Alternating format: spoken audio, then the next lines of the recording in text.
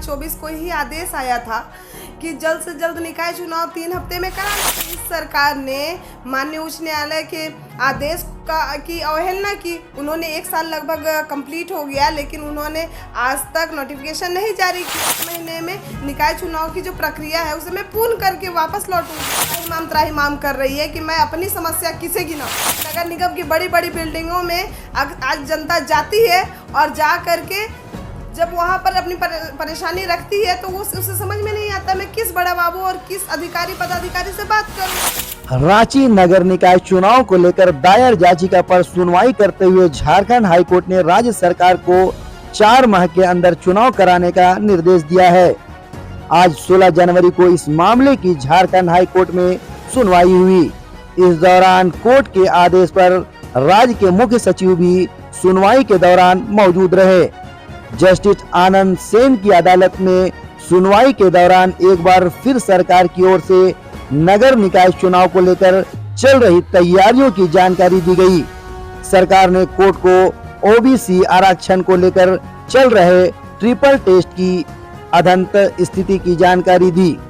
प्रार्थी रोशनी खलको व अन्य की ओर से दायर याचिका पर सुनवाई करते हुए कोर्ट ने सख्त निर्देश देते हुए 4 माह के अंदर प्रक्रिया शुरू करने को कहा है।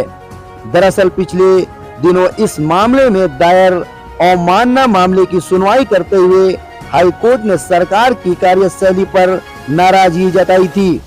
प्रार्थी अरुण झा का कहना है कि कोर्ट ने 4 माह के अंदर चुनाव कराने का आदेश देकर नगर निकाय चुनाव का रास्ता साफ कर दिया है। गौरतलब है कि इस मामले में रोशनी खलको, अरुण कुमार झा, विनोद सिंह, सुनील यादव की ओर से झारखंड हाईकोर्ट याचिका दायर की गई है। राज्य में नगर निकाय चुनाव करवाने के लिए ओबीसी आरक्षण पर ट्रिपल टेस्ट करवाने में हाईकोर्ट का आदेश है कि चुनाव हो जाना चाहिए, नगर निकाय चुनाव।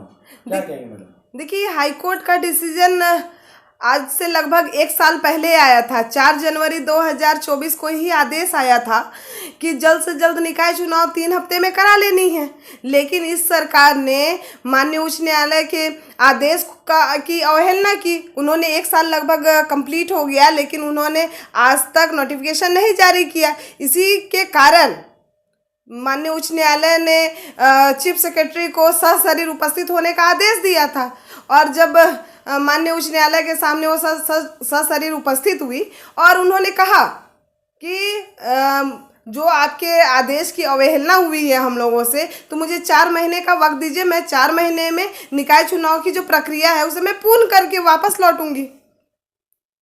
तो क्या लगता है कि इस बार का क्या ये, क्योंकि लगातार आप मैडम लगे हुए हैं, सारे पार्षद भी जो है इस बार न्यायालय गए थे और काफ़ी इस बार चर्चा चल रहा था। देखिए, अब जो न्यायालय का कड़ा रुख मुझे दिखाई दे रहा है सरकार के प्रति, तो मुझे ऐसा लगता है कि अब सरकार को निकाय चुनाव कराने के लिए बाध्य होना पड़ेगा, क्योंकि सरकार ये अपने बदौलत निकाय चुनाव नहीं करा रही है। माननीय उच्च न्यायालय का 1 साल पहले ही आदेश आ गया था और उन्होंने लगातार उनकी आदेशों का अवहेलना हुआ है। इसी कारण से माननीय उच्च न्यायालय आज इतना सख्त रवैया अपनाए हुए है कि जनता की समस्याएं सुनने वाला व्यक्ति आज जो स्थानीय प्रतिनिधि होते हैं वो है नहीं। उसके कारण जनता को कितनी सारी समस्याओं का समाधान, परेशानी का सामना करना पड़ रहा है। अब उन सारी समस्याओं को जब तक कोई भी स्थानीय प्रतिनिधि समस्या और समाधान के बीच की कड़ी होती है, उस कड़ी को भाई साहब इस सरकार ने निकालने और फेंकने का कार्य किया है। अब जनता त्राहिमाम कर रही है कि मैं अपनी समस्या किसे गिनाऊं। बड़े नगर निगम की बड़ी बड़ी बिल्डिंगों में आज जनता जाती है और जा करके जब वहाँ पर अपनी परेशानी रखती है तो उसे समझ में नहीं आता मैं किस बड़ा बाबू और किस अधिकारी पदाधिकारी से बात करूं। ऐसी स्थिति में वो अपना बिना कार्य कराए ही वापस लौट जाती है, और इसका खामियाजा लगातार जनता भुगत रही है और देख रही है कि वो कितनी परेशान है।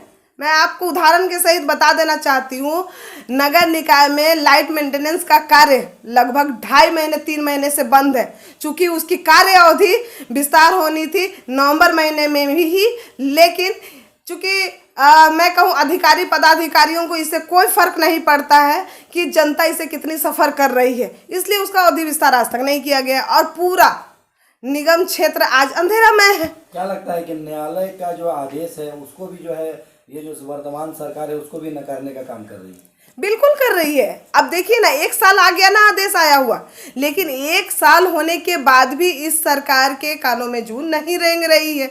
लगातार वो माननीय उच्च न्यायालय के आदेश की अवहेलना कर रही है। इसीलिए चीफ सेक्रेटरी को सशरीर उपस्थित होने का आदेश मिला है। अगर अभी आने वाले 4 महीने में भी अगर कुछ नहीं होता है तो फिर क्या कुछ सोचते हैं इस बारे में? देखिए, 4 महीने में अगर नहीं होता है तो इसमें तो माननीय उच्च न्यायालय ही जो करेंगे सो करेंगे, क्योंकि उनके आदेश की अवहेलना हो रही है। मैडम, निकाय चुनाव ना होने की वजह से क्या क्या नुकसान हो रहा है? मैंने शुरू में ही आप लोगों को बतला दिया, समस्याएं मैंने गिना दी। एक स्थानीय जनप्रतिनिधि सिर्फ निगम से जुड़ा हुआ नहीं रहता है। स्थानीय प्रतिनिधि का की ये खूबसूरती होती है कि वो जो जनता से जुड़ी हुई जितनी भी समस्याएं होती है, जो मूलभूत सुविधाएं होती है, मैं उदाहरण के लिए आपको बताना चाहती हूँ कि वृद्धा पेंशन जो होती है वो निगम से जुड़ी हुई चीज़ें नहीं होती, लेकिन उसको स्थानीय प्रतिनिधि ही नेतृत्व करते हैं और सीओ ऑफिस में जाकर के उसको पेंशन दिलाने का कार्य करते हैं। मैं उसमें और एक चीज़ जोड़ना चाहती हूँ कि जो बिजली का जो खंबा होता है या फिर बिजली संबंधित कोई भी कार्य होता है वो आपका निगम से संबंधित नहीं होता है, लेकिन फिर भी उसमें मैं बता दूं कि स्थानीय प्रतिनिधि उसमें लग भीड़ कर कार्य करते हैं। अगर थाना पुलिस कुछ हो जाता है किसी, अगर अपने जो निकाय क्षेत्र में होता है या उसके क्षेत्र में होता है, तो स्थानीय प्रतिनिधि खड़ा होकर के उसका नेतृत्व करते हैं और वो कार्य को लगातार करते हैं, उनको उसे समाधान निकालने का प्रयास करते हैं। सरकार कहती है कि सरकार आपके द्वार, कैसे पहुंचेंगे आपके द्वार?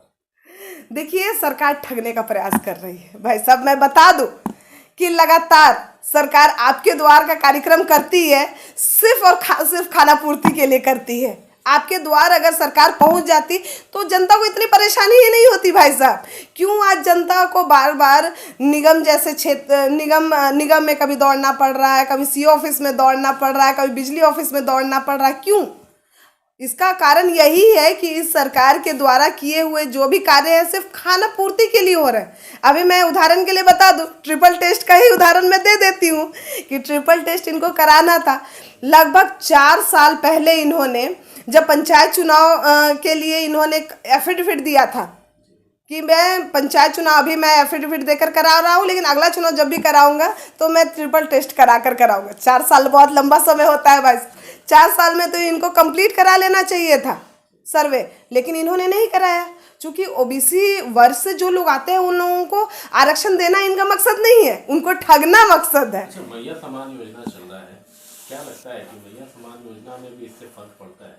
देखिए, मैया सम्मान योजना अभी तत्कालीन आया हुआ योजना है और मैं बता दूं कि चल तो रहा है, लेकिन महिला सशक्तिकरण को लेकर के जो पिछली सरकार ने एक स्तंभ खड़ा किया था, महिलाएं एक साथ जुड़ती थी और स्वयं सहायता समूह के द्वारा अलग अलग विभिन्न क्षेत्रों में अलग अलग उद्योग किया